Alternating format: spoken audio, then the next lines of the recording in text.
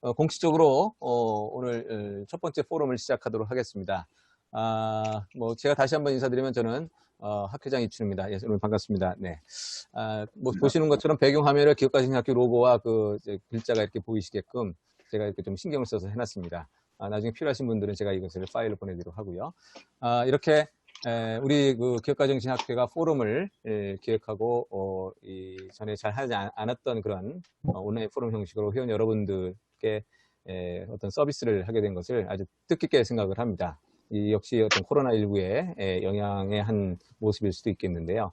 앞으로도 저희 학회는 당분간 코비드19 관련된 주제를 발굴하고 가능한 한 최고의 연세를 모시면서 학회 회원 여러분들하고 국가사회의 어떤 지식의 학습과 아이디어의 통찰력 그리고 시각을 공유하는 그런 포럼을 지속할 계획입니다. 여러분들의 많은 참여와 적극적인 참가를 부탁드리겠습니다. 오늘 첫 번째 주제는 저와 우리 팜캐드의 창업자이신 에릭킴 전무님을 모시고 인공지능 기반의 코로나19 치료제 및 백신 개발에 대한 어떤 학습과 토론을 준비했습니다. 제가 먼저 15분 정도 발표를 하고 우리 에릭킴 코파운더께서 또 15분 발표를 한 30분 정도 하신 다음에 여러분들의 질의응답을 하는 그런 시간을 최대한 많이 갖도록 하겠습니다. 첫 번째 포럼이다 보니까 저도 상황이 어떻게 전개될런지는 예측을 잘 못하고 있습니다. 그래서 일단 한번 해보는 거고요. 이외에도 이제 주제를 여러 가지 좀 하고 있는데 우리 김대현 교수님이 이제 스타트업 창업 생태계도 준비하고 계시고 또 우리 산업연구원하고 카이스트 김영태 교수님께서 중소 벤처 창업 정책과 관련해서도 코로나19 이후의 어떤 그런 방향성도 좀 준비를 하고 계시는 중이고요.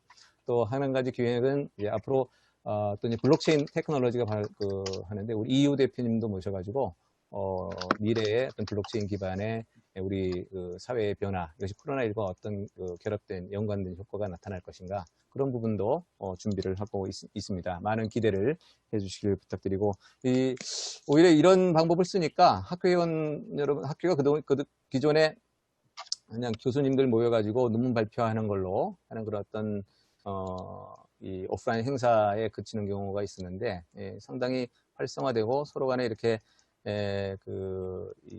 수시로 주제를 이제 선정하고 발굴해서 함께 만나는 그런 횟수를 아주 시간과 장소에 거의 없이 할 수 있지 않을까 싶은 생각입니다.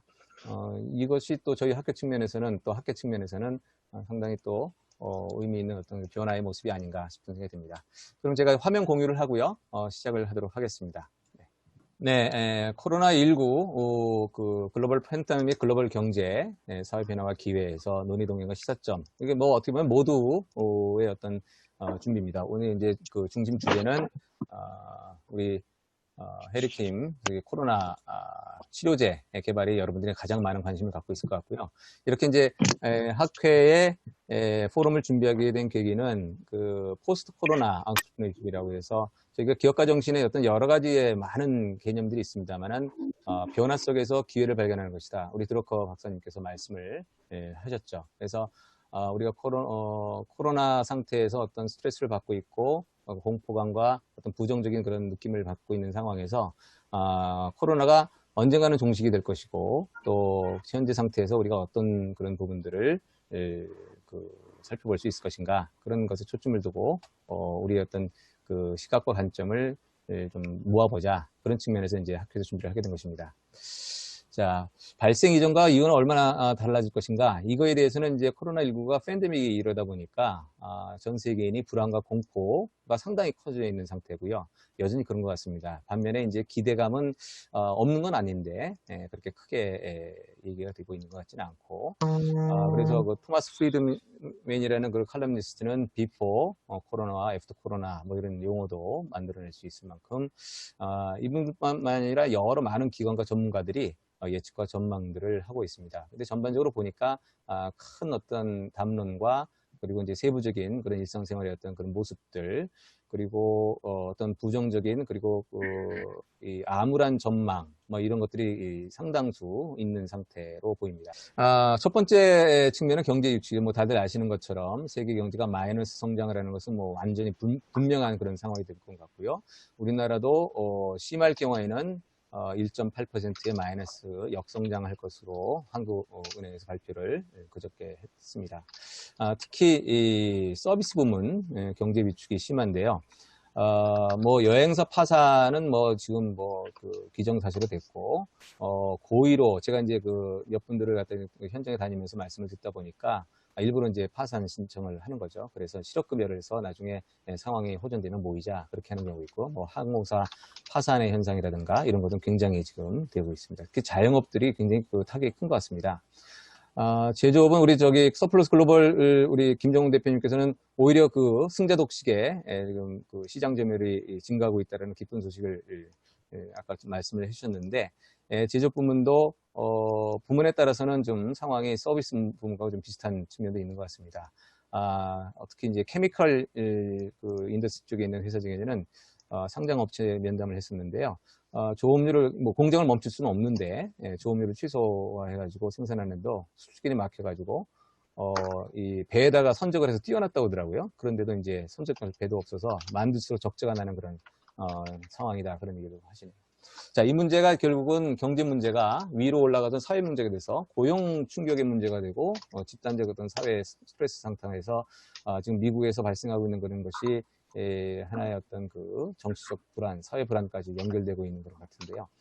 과거에 우리나라에서는 이제 IMF에서 이 IMF가 청년 실업 세대가 생겼습니다. 이것이 하나의 어떤 그 나이테처럼 역사적 그 상처가 남아가지고 그 74년 전후의 출생 세대들이죠. 이 사람들이 IMF에 취업을 잘 못했는데 30대는 그 2008년에서 금융위기가 되고, 이 40대는 코로나19가 들어와서 지금 평생 아주 그 타격을 받는 그런 비운의 세대가 되고 있다라는데, 이 19가 또 하나의 어떤 그 실업 세대를 창출해서 우리 사회의 하나의 그 소셜 프로블럼으로 만들어질 가능성이 있지 않을까, 그런 생각이 들었습니다. 특히 이제 이 경제 분모가 사회 분모에서 소득 격차가 심화돼서 이런 부분들이 이 하나의 폭발을 할 수 있는 그런 상황으로 발생하고 있습니다. 물론 이 소득 양극화는 기존에도 굉장히 이제 이슈가 되어 왔었죠. 보시는 것처럼 71년과 2015년으로 봤을 때 이 격차가 상당히 큰데, 상징적으로 그 CEO 직원 간의 임금 격차가 2018년하고 1950년을 비교해보면 과거에는 20배 차이였는데 지금 361배로 미국이 이제 그렇게 큰 격차가 벌어졌다고 이 얘기가 그 자료가 나옵니다. 근데 우리나라도 그런 측면이 있어서 이런 부분들이 사회 불안적 요소로 지금 작용할 것으로 보인다라는 그런 주장들이 있습니다. 글로벌 트레이드 리세션이 일어나고 있는데요. 또 이 업체도 상장업체인데 수출인데 대금을 받지 못하고 있고, 따라서 대금을 못 받으니까 이 업체가 거래하는 협력업체한테 대금 지급을 지금 한 달, 두 달 보류하고 있는 상태. 그래서 자금 흐름 경색의 가능성이 있는 그런 부분들이 글로벌 밸류 체인이 셧다운됨으로써 나타나는 그런 현상이 그 기업 산업 측면에서 관찰이 되고 있습니다. 그러다 보니까 이 회사에서는 은행이고 금융권이 해서 최대한 대출을 받아서 캐시를, 유동성을 확보를 해놨다라고 하는데 3개월치를 확보를 해놨다고 그러더라고요. 하지만 이게 이 회사도 한 6월, 7월 넘어가면은 흑자 도산 가능성이 있다라고 걱정을 하고 있었습니다. 최근에 이런 이직을 하고요. 1단계, 2단계, 3단계, 4단계로 코로나19의 충격 4단계를 이렇게 또 설명해 놓은 그런 주장도 있네요. 그래서 처음에는 위생위기였는데 경제, 민생위기에서 사회위기로 정치위기로 갈 수 있다. 그러다 보니까 지금 과거에 미중 무역 분쟁하고 코로나19랑 결합이 되면서 뭐 각국의 국내 정치 그 사회 문제뿐만 아니라 국제적인 어떤 정치적인 그런 위기까지 코로나19가 맞물려 들어가는 복잡한 상황으로 좀 전개되고 있는 것이 아닌가, 그런 생각이 듭니다. 어떤 또 그 분석 자료 논의들을 보게 되면 이제 그 코로나19가 과거 이제 스페인 독감의 팬데믹 놓고 봤을 때 금융시장이나 주가에 미친 영향은 대략 그렇게 크지 않을까. 11%면 큰가요? 뭐 11% 정도의 감소가 일어나고 그 다음에 이제 다시 이제 상승할 가능성이 있다. 그래서 요즘 뭐 주가나 뭐 이런 것이 어떤 기대감에 의해서 오르지 않나 싶은 생각이 드는데, 뭐 여러분도 잘 아시는 것처럼 스페인 독감이 이제 3차에 걸쳐서 일어나서 두 번째 유행일 때 더 많은 사망자가 발생을 했죠. 코로나19도 이제 그렇게 될 것이다 예상을 하고 1918년부터 1919년 사이에 다우 지수랑 뭐 이런 것들을 이렇게 또 분석한 자료도 볼 수가 있었습니다.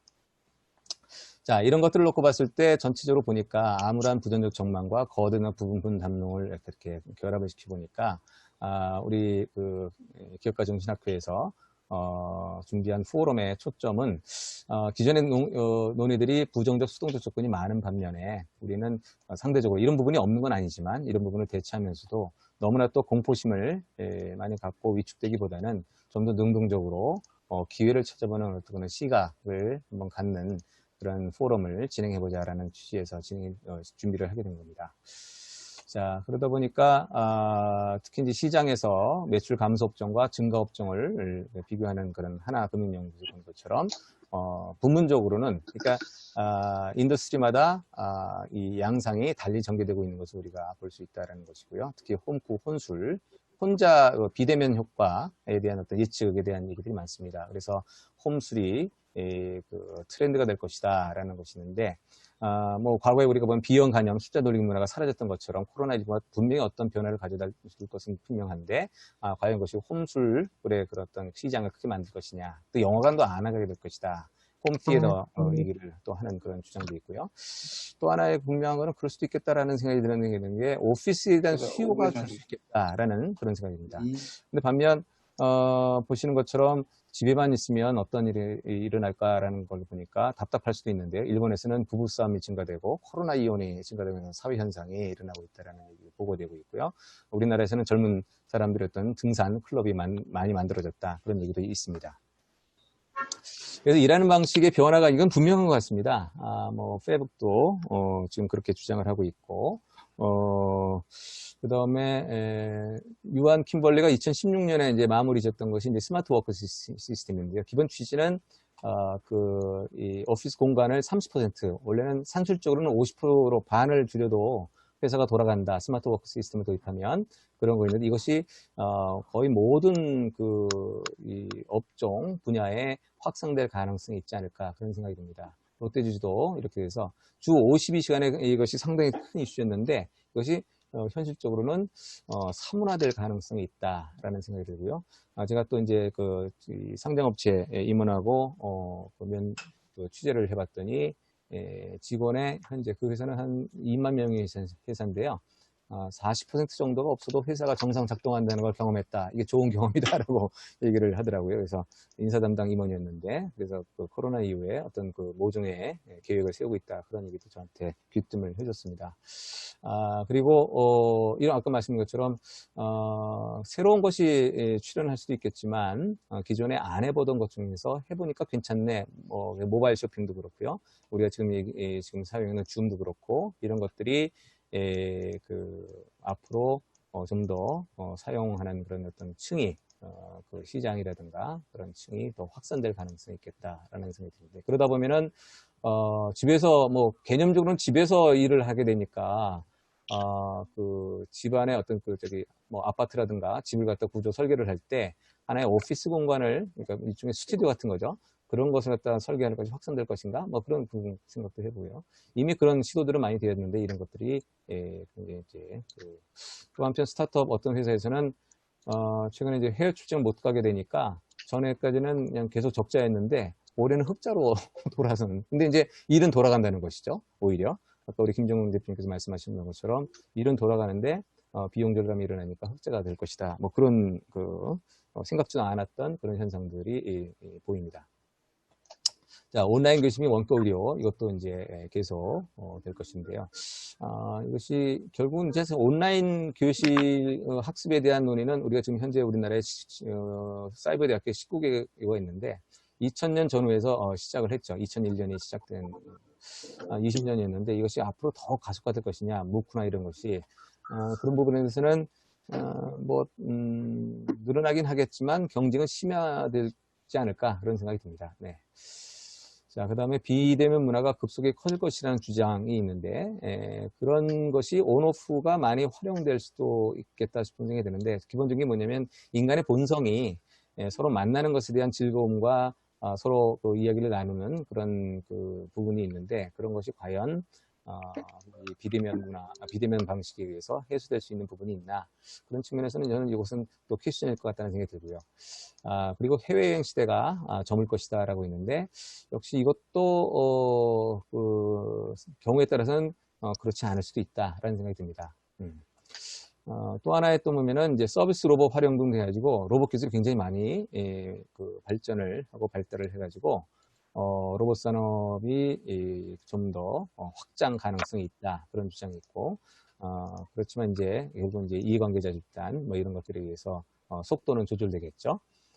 그러다 보니까 뭐 보시는 것처럼 펜이라는 그런 그 서빙 로봇을 이제 샘플로 해서 많은 시도를 하고요. 저도 최근에 어떤 그 식당에 갔더니 배달의 민족 그 저기 이렇게 로고를 단 서빙 로봇이 왔다 갔다 하는 그런 식당을 다녀본 적이 있습니다. 잠깐만요. 이미 이런 시도는 많이 되고 있는 것이 점점 확산될 것이다라는 주장들이 있고요. 무인 햄버거 판매 식당도 그렇고요. 근데 우리나라 같은 경우에는 이 로봇 활용도가 산업 현장에서 굉장히 많이 기존에 한 2017년까지 로봇 밀도가 세계 1위를 차지하고 있었습니다. 한 8년 내지 10년 동안 계속 1위를 차지하고 있었고 2018년에 싱가포르한테 밀렸네요. 이것이 어떤 이 노조라든가 기존 어떤 그 정부의 어떤 정책적인 영향일 수도 있겠다라는 생각이 저는 추정이 되는데 여전히 우리나라가 세계적으로 생산성을 달성하고 있었던 이유는 뭐냐면 로봇 활용도가 굉장히 높기 때문이다라고 도 볼 수가 있습니다. 그런 측면에서 본다면 이것이 점점 가속화되는 측면이 없지 않아 있을 것이다. 전 세계적으로 그렇죠. 그래서 이런 부분은 뭐 코로나19의 영향에 의해서 가속화될 뿐이지 사실은 오토메이션은 매우 오래전부터 시작된 앞으로도 계속될 역사다라고 보이고요. 그걸 우리가 뭐 이제 디지털 테일러리즘이다라고 또 얘기를 하는데 그런 부분들이 이제 좀 더 그 힘을 더 받을 것이다라는 것이죠. 또 하나가 뭐냐면 이제 굉장히 거대 담론인데 개방과 자유정신이 쇠퇴해서 예전에 이제 뭐 어떻게 보면은 원나라에서 명나라로 바뀔 것이다 뭐 그런 예측이 있는데 과연 그럴까라는 생각이 들긴 합니다만은 그럴 수도 있겠다라는 생각이 들기도 하고 그건 저도 뭐 예측을 못 하겠습니다. 또 이 상황이 한국의 위협일 것이냐라는 것인데 초기에는 위협이었다가 최근에는 이제 한국 브랜드가 방역 시스템에 의해서 전에 코리아 디스카운트가 있었던 것은 이제 코리아 프리미엄으로 바뀌는 그런 익스터널 외부 경제 효과를 얻을 수 있는 그런 것의 논의들이 좀 있죠. 그것이 현실적으로 보니까 조사 결과를 찾았는데 미국에서 이제 설문조사를 했더니 코로나19에 대해서 미국인들이 한국에 대한 어떤 긍정적인 평가가 상당히 높고 1위로 나왔다는 해서 뭐 제가 10년 전만 해도 미국 사람들의 한 반 이상 60%가 한국이 어디 있는지 몰랐는 미국인들이 많았는데 이번 계기로 해서 한국이라는 나라가 사우스코리아가 어디 있다, 어떤 나라다라는 어떤 그런 인식은 충분히 할 수 있는 계기.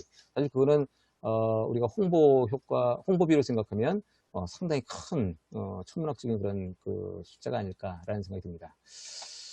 자, 근데 이 코로나19가 묘하게도 지금 이 국제 정치 그리고 북핵 문제 뭐 이런 것들과 결합이 되어 있어서 가지고 지금 미국이 또 엊그제 이제 이 사건 미니어폴리스 사건 좀 의외의 상황으로 지금 전개되고 있지 않을까 그래서 정말 이게 코로나19로만 해결되지 않을 수 있지 않는 그런 상황으로 전개될 수도 있겠다라는 그런 우려가 또 생기긴 합니다. 또 하면은 이제 또 하나의 큰 그 변수는 뭐냐면 전에는 해보지 않았던 재정 정책. 저도 재난지원금을 애가 5이어가지고 100만 원 받았습니다만은 이것으로 인한 어떤 그 경제적 부작용, 후유증이 이제 어떻게 나타날 것이냐라는 부분인데 그런 부분들이 또 이게 전 세계에서 다 돈을 갖다 찍어냈기 때문에 이것이 어떤 큰 또 마이너스 부의 역효과를 가져올 수도 있겠다. 그 다음에 이제 시장에서 학습은 요컨대 현금 확보를 통한 버티기 전략이 중요하고 방역 시스템, 비밀리에 일하는 방식 경험, 기술적 가능성 이런 것들이 이제 요약된 것 같고요.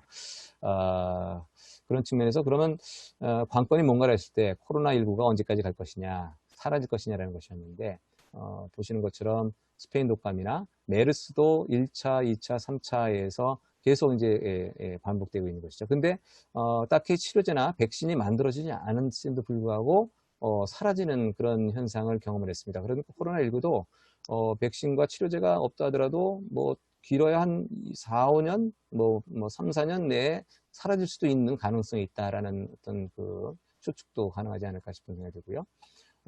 비대면 생활, 지금은 뭐 예전하고 기술이 많이 달라져가지고, 전에는 기술이 없었기 때문에 비대면이 쉽지 않았으니까 그랬을 것 같긴 한데, 어쨌든 스페인 독감 시절에서도 이렇게 마스크를 쓰고 야구, 마이너, 리그를 했다라는 그런 기록, 사진이 나오네요. 또 하나는 뭐냐면, 이 조기에 발견하면, 90%의 완치율을 가져오고, 사망률이 2.4% 정도, 우리나라가 이제 그 모범 국가로서 그런 측면도 하나의 참고 자료가 될 수 있고요. 또 하나 이제 면역 체계가 만들어질 것 같기도 하고, 그러다 보면 자연스럽게 또 이게, 하지만 이제 기대하는 건 뭐냐면, 우리가 기술적으로 전에 없었던 AI 기반의 신약 백신 개발에 어떤 그런 부분들이 있어서 거기에 기대할 수 있겠다는 생각이 드는데, 코로나19가 이번에 단기적으로 끝날 경우에는 이렇게 되지만 2021년에 또 확산되거나 겹치게 되면 그 경제적인 측면에서 굉장히 큰 어떤 그 데미지를 가져다 줄 것이다 라는 그런 예측도 있습니다. 많은 국가들에서 이렇게 하고 있는데 관건은 우리 이제 방역과 면역 기술인 것 같습니다. 그래서 이 지금 보니까 매경과 카이센 유즈 과제로 방역 시스템의 그런 어떤 논의와 그것이 준비가 되고 있는 것을 보도가 된 것을 볼 수 있고요. 특히 보시게 되면 백신 개발과 이제 그 치료제 개발이 세계적으로 이루고 있는데 우리나라에서도 GC 녹십자나 셀트리온에서 이런 치료제를 개발 중에 있고요. 혈장 치료제고 항체 치료제라고 그러네요. 이런 기술적인 측면에 제가 잘 익숙하지 않아서 모데나는 뭐 RNA 기반이라 하고 람데시비르 이것이 뭐 현실적으로는 지금 또 치료제로 완벽하진 않지만 다행히 활용될 수 있는 그런 상황 같습니다. 자, 그래서 자가 진단 키트는 또 우리가 굉장히 대응을 잘했고요. 그래서 방역 산업의 성장 가능성이 있고 이것이 결합된 그런 어떤 비즈니스 모델이 앞으로 더 개발되지 않을까 생각이 들고 그런 측면에서 우리 어떤 그런 신 기회가 있을 수 있겠다라는 생각이 듭니다. 제가 이 정도를 하고요. AI 활용 기술 개발이 가속화될 것에 대해서 우리 해리킴 김현중 전무님께 그 다음 발표를 넘기도록 하겠습니다. 네, 감사합니다. 네, 화면 다 보이시나요? 네, 보입니다. 네. 네, 안녕하십니까. 저는 그 팜캐드에서 해외 사업을 담당하고 있는 김현중입니다. 뭐 아까 해리킴이라고 그랬는데 그건 제 닉네임이고요. 그다음에 팜캐드 잠깐만 좀 설명드리면 팜캐드 이렇게 딱 이름에서 보시듯이 Pharmaceutical Computer Aided Drug Design을 줄여서 회사명으로 만드는 겁니다. 그래서 저희가 그 컴퓨터를 이용한 어떤 그 신약 개발을 갖다가 하는 걸 갖다가 좀 목표로 해서 저희가 설립이 돼 있고 주로 많이 인공지능과 인공지능에 기반된 여러 가지 기술들을 이용해서 저희가 그 신약 개발을 갖다가 진행하고 있습니다. 뭐 회사 설립한 지는 한 1년 정도밖에 안 됐고요. 그다음에 이후에도 여러 가지로 그 소프트웨어 솔루션이랄지 그 외에 곧 쓸 수 있는 어떤 약물의 어떤 그 출시를 갖다가 저희가 지금 계획을 하고 있고 추진하고 있습니다. 지금 이 슬라이드에서 보여주는 거는 뭐냐면 전통적인 방식으로 그 신약 개발을 했을 때 대략적으로 약 15년 정도의 그 기간이 걸린다는 걸 갖다가 좀 도식화한 거고요.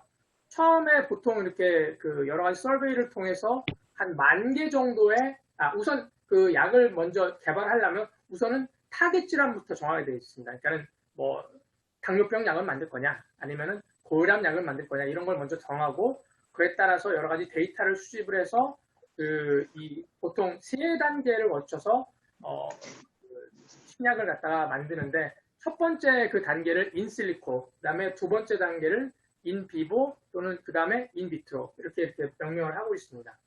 근데 그 인실리코 부분이 대부분 다 컴퓨터나 내지는 기존에 있던 그 데이터를 갖다가 정리하는 작업이고요. 그다음에 인비보는 동물 실험을 하는 거고 인비트로 과정을 가면서 여러 가지 임상 실험이나 그 외에 이제 FDA 승인 같은 걸 하고 있습니다. 지금 여기서 보여드리듯이 아까도 말씀드렸지만 보통 그 신약 개발을 하는 어떤 그 평균 그 기간이 약 15년 정도 걸리고 있고요. 각 그 신약별로 이렇게 투자액을 대충 이렇게 그 평균 내보니까 1조 정도 나오더라고요. 그래서 이게 상당히 좀 그 고난이도에 위험 부담이 많은 어떤 그 산업군이고, 그래서 이 신약 개발을 한다는 거는 상당히 그 이 어려운 사항이 여러 가지로 증명이 되고 있습니다. 뭐 일례로 어떻게 보면은 첫 번째로 우리가 알 수 있는 현대적인 신약이 뭐 페니실린이라 치면 그 페니실린부터 시작해서 지금까지 대략 한 4만 개의 제약회사들이 흥망성쇠를 갖다가 지금도 이어오고 있는데, 그 중에서 신약 개발을 성공한 회사는 대략 한 220개 정도밖에 안 됩니다. 그만큼 신약 개발이라는 건 매우 어려운 작업이고요. 근데 이제 이런 컴퓨터 시스템이나 이런 기술들의 어떤 그 발전이 이걸 갖다가 좀 더 가속화하고 효율화를 할 수 있는 어떤 그런 배경이 되기 때문에, 그런 면에서 저희가 그 중에 하나로 이 업계에서 활약을 하고 있습니다. 자, 여기서 보는 거는, 그러니까 기존에는 이전까지는 어떻게 해왔고 앞으로는 이제 어떻게 될 것이냐를 갖다가 좀 간단하게 이렇게 정리를 해봤는데요. 기존 같은 경우는 일단은 그 여러 가지 뭐 서치 엔진이나 뭐 물론 이제 그 인공지능을 위해서 관련된 데이터를 갖다가 수집을 하지만, 앞으로는 이런 그 관련된 데이터를 수집하는 것도 머신러닝을 통해서 조금은 더 그 타깃에 가까운 그런 그 이 성분을 갖다가 추출할수록 해서 그만큼 이 소팅되는 어떤 성분의 어떤 그 캔디데이트 수를 내로 다운할 수 있는 뭐 그런 식으로 더 접근해서 개발 기간을 많이 줄일 수 있는 방향으로 저희가 지금 진행을 하고 있습니다. 두 번째에서 저희가 말씀드린 거는 기존 같은 경우는 기존에 이 그 약 개발을 신약 개발 해왔던 분들이 그런 그 앞에 말씀드린 어떤 이런 그 후보 물질 갖다 기반으로 해서 새로운 가설을 갖다가 정하고, 거기에 대해서 여러 가지로 이제 그 뭐 관찰이나 내지는 합성, 그 외에 어떤 그 동물 실험들을 통해서 여러 가지 갖다 이제 그 신약의 좀 더 이 약효와 내지는 독성 제거 등의 어떤 이런 상황을 갖다가 지금 계속 하고 있을 건데, 근데 이거는 어떻게 보면은 기존에 그 약을 개발했던 분들만 할 수 있는 거였었어요.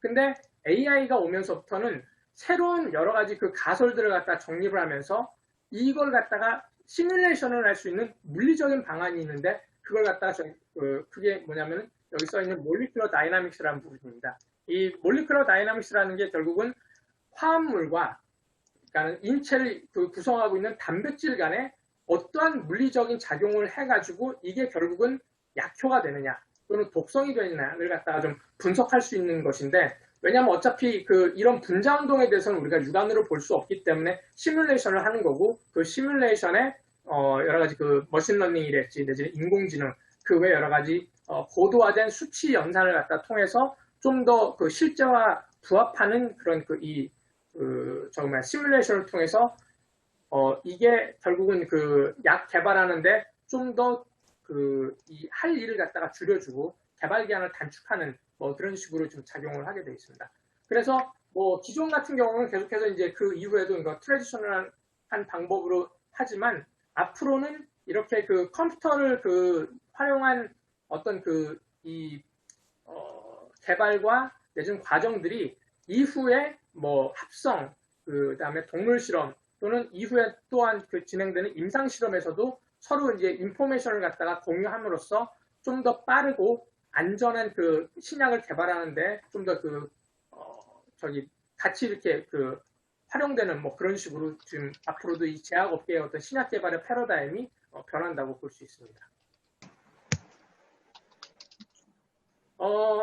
인공지능에 대해서는 뭐 여러 가지 면으로 이렇게 볼 수 있는데, 저희가 보는 면을 갖다 좀 이렇게 단순화한 이 도표입니다. 그러니까는 뭐 우리가 이제 컴퓨터를 쓰면 일단 룰이라고 표현된 게 결국 뭐 수식 같은 거죠.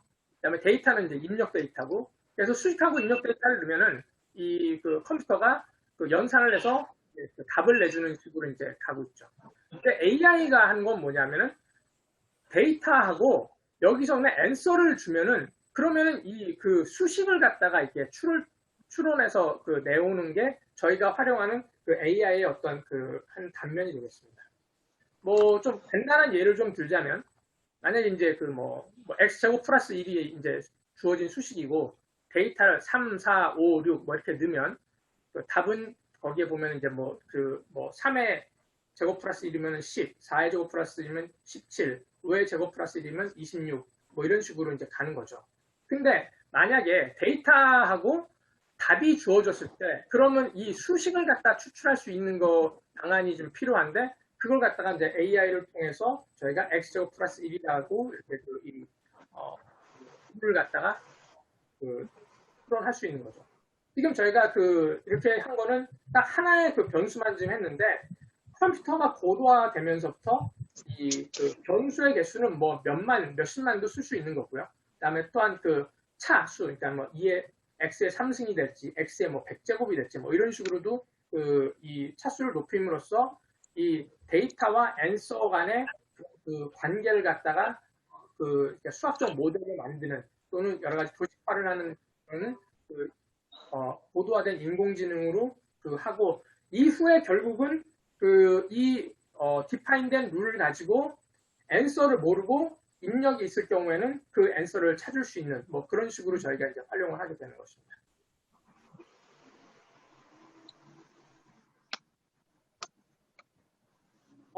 그 소프트웨어 패키지 이름이 파뮬레이터입니다. 그러니까 팜캐드, 파뮬레이터 때문에 이름에서도 딱 이제 좀 알 수 있을 것 같은, 아실 수 있을 것 같은데, 그러니까 파마스리컬 시뮬레이터의 준말이고요. 그다음에 저희가 주로 많이 동원하는 그 이 기술들이 이제 딥 뉴럴 네트워크 알고리즘과 그다음에 몰리큘러 다이나믹스, 그다음에 퀀텀 메커닉스 컴퓨테이션입니다. 뭐 그래가지고 상당히 복잡한 연산들을 통해서 지금 저희가 하는 거가 일단은 제일 먼저 해야 될 것들이 이 단백질에 대한 분석인데 단백질의 그 시퀀스는 이미 존재를 하고 있어요. 근데 이 시퀀스를 가지고 3차원 구조를 만들어야 되는데 보통 기존 같은 경우는 3차원 구조를 만드는 가지가 한 두세 가지 정도가 있었습니다. 뭐 제일 처음에는 그 크리스탈라이제이션을 해가지고 결정화를 해서 이걸 사진을 찍는 거 있고요. 그다음에 요즘에는 이제 그 가속기 있죠. 그래서 그 가속기를 통해서 이 3차원 구성을 하는데 저희가 하는 거는 이 프레이밍을 통해서 이런 기존에 있던 그 단백질 구조와 그 시퀀스를 먼저 주고 그 컴퓨터 학습을 해서 모르는 단백질의 그 3차원 구조를 갖다가 추출하는 방법을 쓰고 있습니다. 이 방법은 이미 작년도에 이렇게 구글에서 하는 그 단백질 구조 예측에 대한 그 컴피티션이 있는데 거기서 우승했을 때 사용한 방법입니다.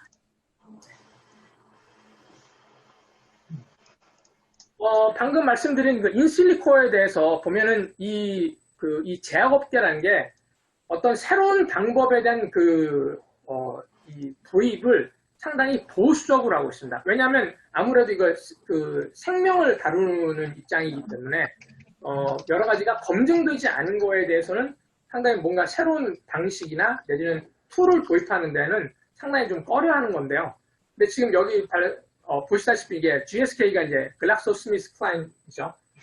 뭐 다국적인 그 제약회사 중에 하나인데 여기 이렇게 보였듯이 아까 말씀드린 대로 인실리코 부분에 대략 한 6년, 7년 걸리던 것 같다가 1년 안에 끝낸다는 게 이쪽 그 글락소스미스클라인 쪽에서 추구하는 바입니다.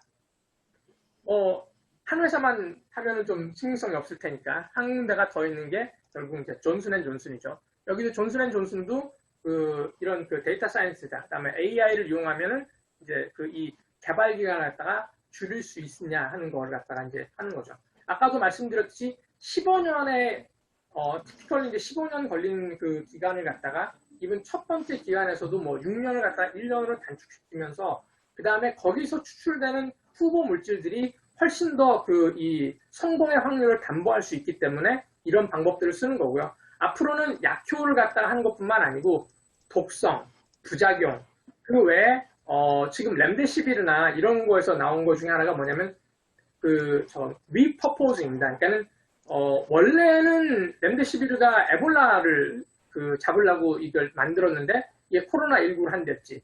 가장 미퍼포징의 대표적인 약은 제가 보기에는 아스피린인 것 같아요. 그러니까 아스피린 뭐 우리가 알다시피 진통제를 원래 쓰려고 만들었는데 요즘은 이제 응고제를 쓰고 있고요. 이 뭐가 이렇게 피가 많이 이렇게 뭐 붓는다거나 그럴 때는 아스피린을 복용함으로써 이제 그런 이 질환을 갖다 치료하는 식으로 쓰고 있습니다. 그래서 앞으로 이 AI를 통한 신약 개발의 어떤 패러다임은 이미 대세로 자리 잡았고요. 뭐 화이자랄지 IBM 그 외에 여러 가지 컴퓨터 기술과 이런 조금 제약 기술이 융합되면서 조금은 더 빠른 시간 내에 이 신약을 갖다가 개발하고 내지는 기존 약물에 대한 어떤 새로운 어떤 목표를 갖다가 새로운 어떤 이 활용도를 이렇게 만드는데 활용된다고 보시면 되겠습니다.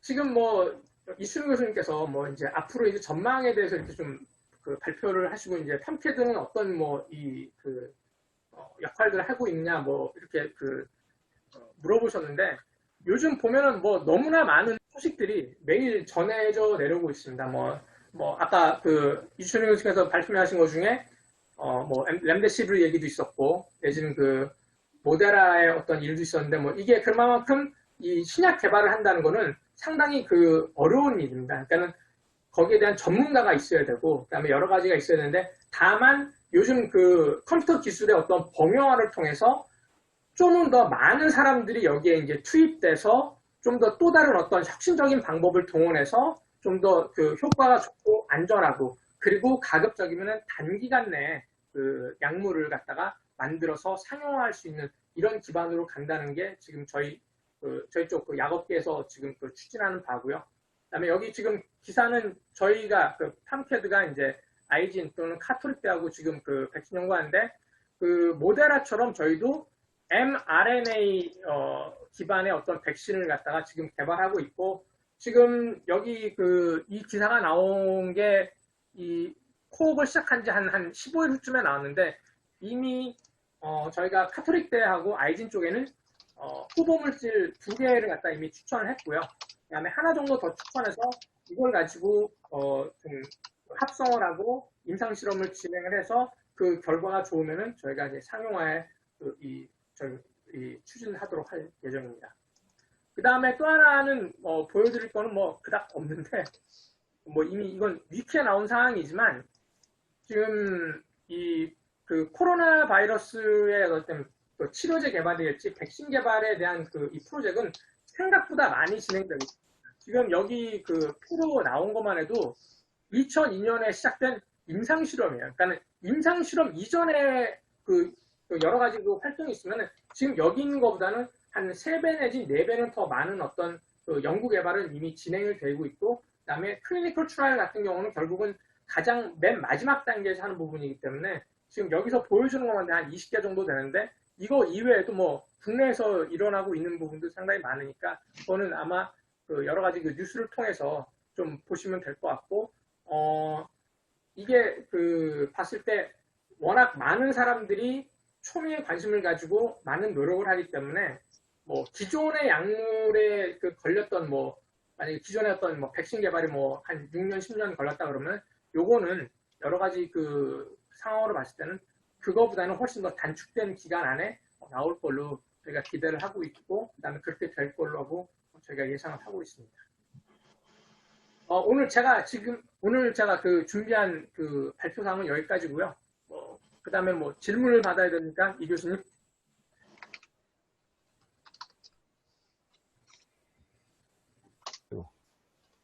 네, 수고하셨습니다. 감사합니다. 네, 지금 발표 시간이 딱 10분 오버됐네요. 이 정도면 준수한 것 같고요. 네, 감사합니다. 마지막 화면이 공유가 안 됐었어요. 웹사이트가 오디언스들한테 좀 보여주시죠. 네. 예, 알겠습니다. 좀 보여주시고. 네. 그러니까 처음에 제가 발표했던 아리클이 팜캐드 저희 회사가 아이진 또는 카톨릭대하고 했던 거 이거였고 그 다음에 두 번째로 보여드린 거는 지금 그 위키에서 이렇게 그 보여지고 있는 지금 현재 그 코로나 바이러스, 그러니까 금년부터 시작되는 뭐 임상 실험에 대한 어떤 그 도표들입니다. 그러니까 이게 되게 많아요. 네. 위키에 누군가 계속 업데이트가 되고 있군요. 네, 그렇구나. 그래서 뭐 지금 제가 오늘 뭐 저희가 보기에는 뭐 어디가 좋고 어디가 뭐 안 좋고 뭐 이런 얘기는 좀 의미 없는 얘기인 것 같고, 그다음에 이후에 이제 그 여러 가지 뉴스들이 나올 텐데, 다만 이제 뉴스들을 볼 때 보면 이번에 그 모데나 같은 상황도 있었지만은 이게 좀 그냥 뉴스만 봐가지고 이게 너무 이렇게 좀 너무 빨리 흥분하거나 뭐 너무 그냥 실망하거나 막 그럴 일은 아닌 것 같고, 상당히 그 이 점진적으로 간다는 게 이쪽 그 인더스트리의 어떤 특징인 것 같아요. 네, 좋습니다. 지금 질문 관련해가지고 저기 아랫단에 보면 채팅이라고 아이콘이 있어요. 채팅을 눌러보시면, 채팅 어떻게 했지? 오케이. 채팅을 눌러보시면, 지금 발표를 들으시면서, 궁금 사항에 대해서 그 질문을 올려놓으신 분들이 계세요. 운영의 효율성을 위해서 이걸 먼저 좀 보시면, 채팅을 한번 눌러보시겠습니까? 이렇게 가장 마지막에 우리, 김정웅 대표님께서 질문이신데, 우리 헬킴 전무님께서 예상하시는 백신 출시, 개인적인 의견이네요. 백신 출시, 언제쯤 백신 정도가 나올 것으로 예상된다. AI 기반이 됐든 뭐 여러 가지 지금 전 세계 노력을 봤을 때 느낌, 감각을 물어보신 것 같은데요. 예, 저도 뭐 봤을 때는 뭐 갑자기 뭐 당장 내일이라도 왔으면 좋겠는데, 지금 이렇게 진행되는 걸로 봤을 때는 여러 가지가 잘 부합됐을 경우는 연말 연초 보고 있습니다. 굉장히 빠르네요, 그 정도면. 네. 왜냐하면 지금 그 여러 가지 그 주제들을 갖다가 어떻게 보면 좀 이렇게 좀 무시하고 좀 진행하는 부분이 많아요. 보통 그 신약 개발에 있어서 가장 많이 그 이 시간이 소요되고 비용도 많이 소요되는 게 결국은 임상실험이거든요. 네.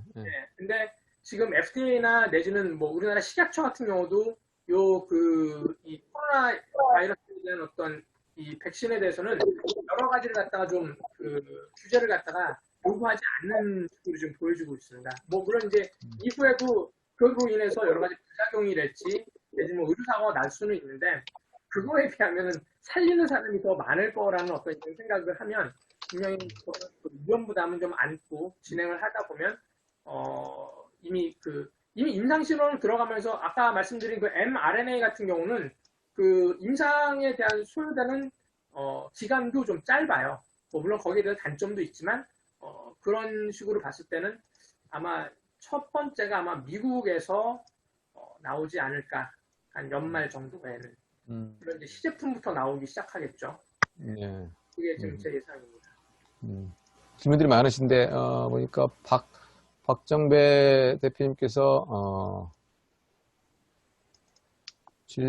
타겟 질병 케이스가 명확하다면 데이터 기반의 인공지능 활용이 가능했지만 이번 코로나19 같은 경우는 비교구 및 실험군 데이터가 적을 텐데 그것이 데이터가 없는데 AI 활용이 가능하겠냐 그 뜻인가 본데요? 그 AI로 저희가 지금 하면서 아까 말씀드린 것 중에 하나가 그 단백질에 대한 분석이거든요. 근데 지금 그 보면은 정말 바이러스 자체도 일상의 단백질의 어떤 어떤 구성이 되어 있고요.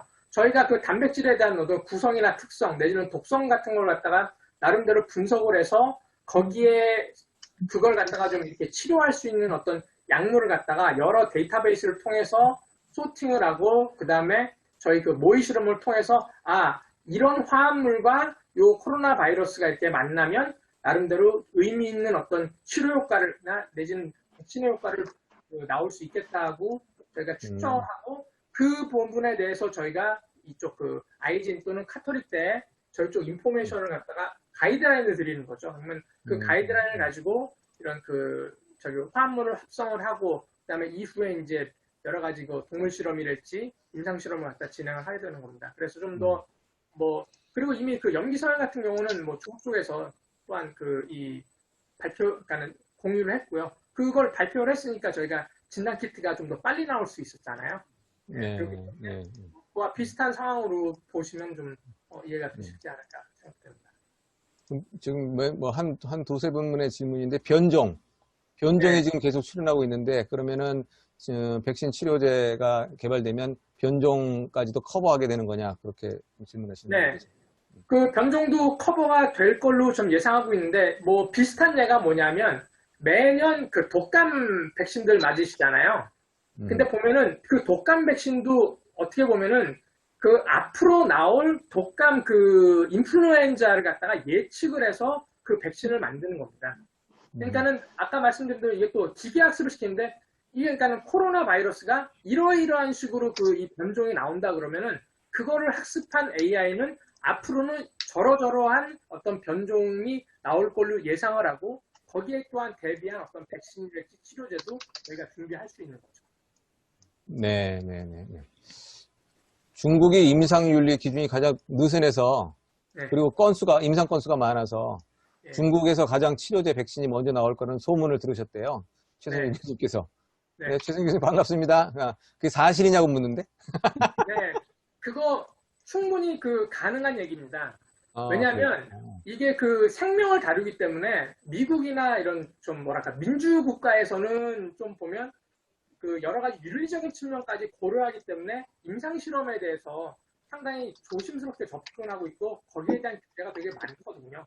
근데 이제 음, 뭐 중국 같은 경우는 약간 그런 규제를 갖다가 좀 좀 무시를 한다거나 내지는 좀 그 줄여서 약간은 뭐 미안한 얘기지만 인권을 조금 좀 그 생각하지 않으면서 빨리 여러 그 환자들한테 대규모로 이렇게 투약할 수 있는 거죠. 그렇게 되면은 아무래도 결과도 빨리 나오고, 그러니까 뭐냐면 뭐 2차 대전 때 독일이 유태인들을 이용해서 많은 그 인삼 실험을 하지 음, 않았습니까? 음, 그것 음, 때문에 상당히 좋은 그 약들이 개발이 된 거죠.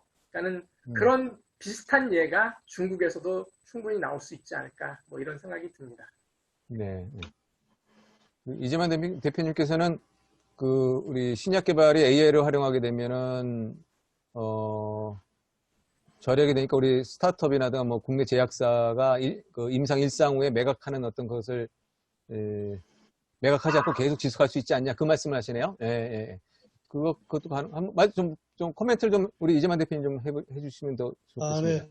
그 국내 신약 개발 관련해서 아까 우리 네, 김진무님 말씀이 기간도 상당히 오래 걸리고 또 비용도 약 1조에서 1조 5천억 정도 들다 보니까 네, 국내 신약 개발사들이 엄두가 나지 않아요. 실제 신약 개발에 끝까지 갈 수 있는 기업이 국내에 한 두세 개 정도밖에 안 되는 걸로 알고 있는데 맞습니다. 대부분 일상 후에 그 임상 결과를 가지고 글로벌 신약사, 제약사에다가 매각하는 패턴이거든요.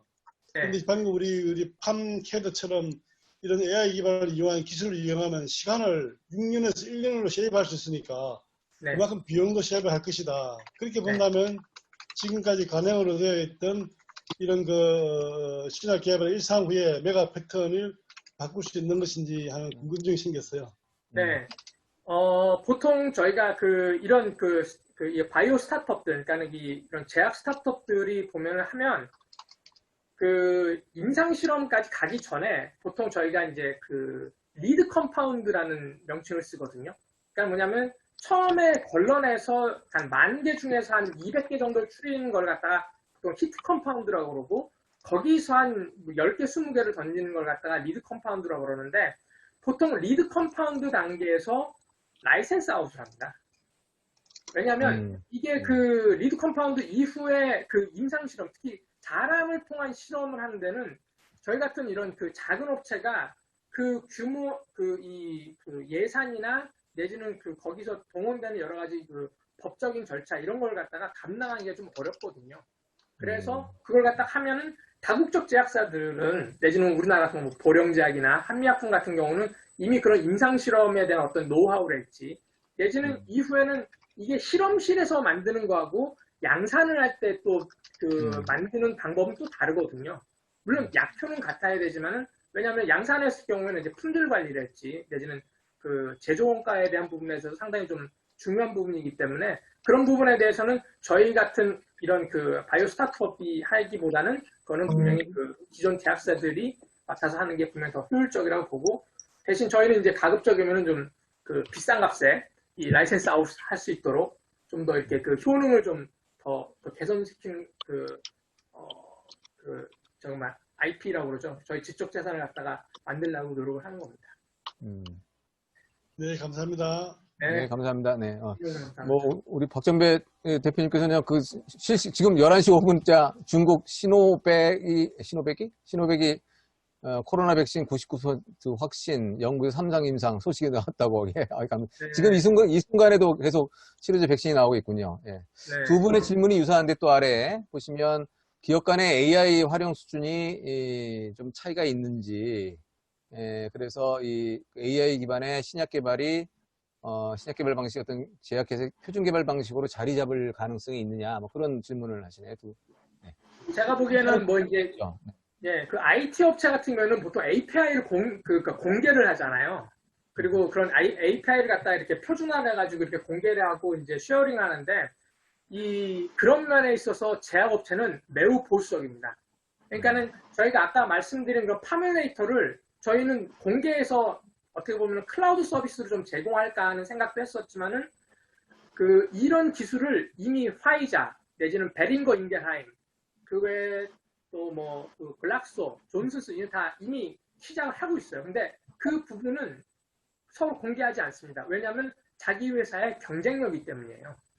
그렇기 때문에 자기가 훨씬 더 이렇게 이 개발 기간을 줄일 수 있고 더 좋은 히트 컴파운드를 더 빨리 만들 수 있으면은 굳이 그거를 남한테 이렇게 어떤 기술을 갖다가 힌트를 주거나 공유하는 거는 좀 별로 꺼려 하겠죠. 물론 이제 어떤 전략적 파트너십을 통해서 서로 쉐어하고 좀 더 윈윈할 수 있는 어떤 상황이 되면은 분은 호흡은 하겠지만, 제약업계의 어떤 관행이나 내지는 캐릭터를 봤을 때는 IT 업체하고는 많이 다른 상당히 배타적인 행보를 갖다가 계속 할 걸로 저희가 지금 예상을 하고 있습니다. 근데 저희 같은 업체가 이미 슈레딩거라고 독일 업체는 미국 상장도 돼 있고 그런 연구를 수주받아서 하는 서드파티의 역할을 하거든요. 그러면 어떻게 보면 또 이런 기술들은 또 범용화가 될 수 있는 어떤 가능성은 분명히 있다고 보여집니다. 네, 그렇습니다. 우리 박 교수님은 또 법률 전문가시잖아요. 이 측면에서 어떻게 좀 뭐 코멘트 있으시면 혹시나 AI 신약 개발 관련해서요? 예, 신약 개발 관련해서. 아니, 저는 사실 아까 맨 마지막에 질문 드렸던 그쪽에 대해서 좀 관심은 많거든요. 이게 개발하는 데 있어서 사실 AI라고 하는 게 그냥 어떻게 보면 범용 기술 같아 보이지만 그거를 활용하는 데 있어서의 노하우도 상당히 클 것 같고, 보통 AI 활용해서 이거 데이터 읽는 거 쉽다라고 하지만 또 데이터 사이언티스트가 어떻게 읽느냐에 따라서 굉장히 차이가 크다는 얘기도 사실 있어서 그런 게 결국은 그 노하우일 것 같다는 사실 생각이 들거든요.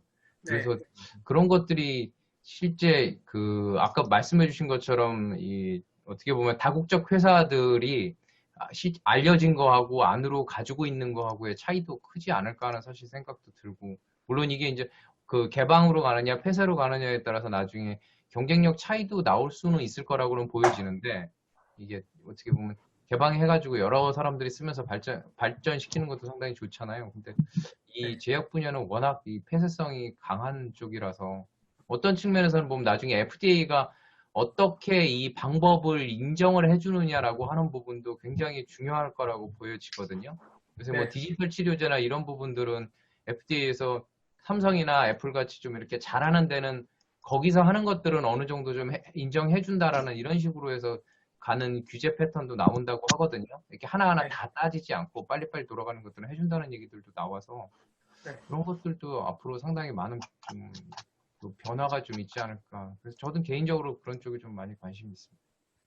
상당히 정확하게 좀 예상을 하시고 저희가 고민하고 있는 부분에 대해서 지금 코멘트를 해줘가지고 좀 놀랍고 좀 감사한데, FDA에서도요, 아까 말씀드린 인실리코 부분에 대한 데이터를 슬슬 요구하기 시작합니다. 했어요, 이미. 그래가지고, 이게 여기서부터 기반해서, 이런 약이 만들어졌구나. 그래야지, 그러면 여기에 대해서 보완점이 뭐가 있겠다는 것들이 나올 수 있고요. 그 다음에 또 FDA에서, 최근에 이렇게 약이 아닌데 처방이 필요한 게임을 갖다가, 어프로벌을 한 게 있습니다.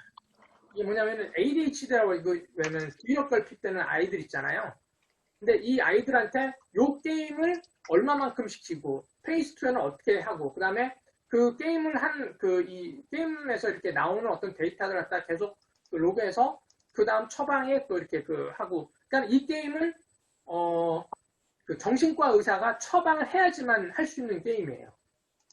미국에서 나왔습니다. 그러니까 FDA가 보면 이런 디지털 메디신에 대해서도 이제는 상당히 좀 오픈 마인드가 돼 있고 그렇게 하다 보면은 뭐 말씀드린 대로 이렇게 좀 개방성에 대해서 이 제약업계도 조금은 더 긍정적으로 가지 않을까 하는 이런 생각도 듭니다. 네, 고맙습니다. 그러면 뭐 인사 겸해서 우리 이은호 박사님, 네, 인사 말씀해 주시고 뭐 코멘트 부탁드립니다. 네. 네, 처음 참석해 봤는데요. 뭐 솔직히 지금 코로나19 사태가 좀 심각해가지고 관심은 많긴 하지만 제가 이쪽 분야를 잘 몰라가지고 그냥 관심 있게 한번 참여해 봤고요. 앞으로 잘 참여하겠습니다. 네, 감사합니다. 반갑습니다. 네. 저도 개인적으로는 기대보다 상당히 빨리 그 백신과 치료제가 나온다고 말씀해 주셔가지고 그렇겠구나라는 어떤 희망이 또 생기네요. 네, 그러면 오늘 또 이제 기업 차원에서 참여하신 그 썰플러스 글로벌의 그 김정웅 대표님께 총평을 부탁드리고 오늘 프로그램을 좀 맞춰볼까 합니다. 우리 김정웅 대표님 총평 부탁드리겠습니다.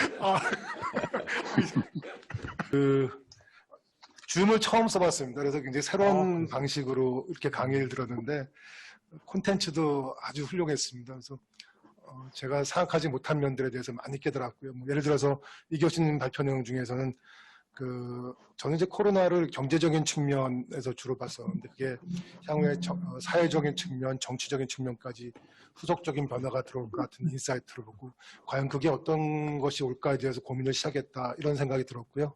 오늘 또 김 전무님 발표를 들으면서 잘하면 코로나 빨리 끝날 수도 있겠다.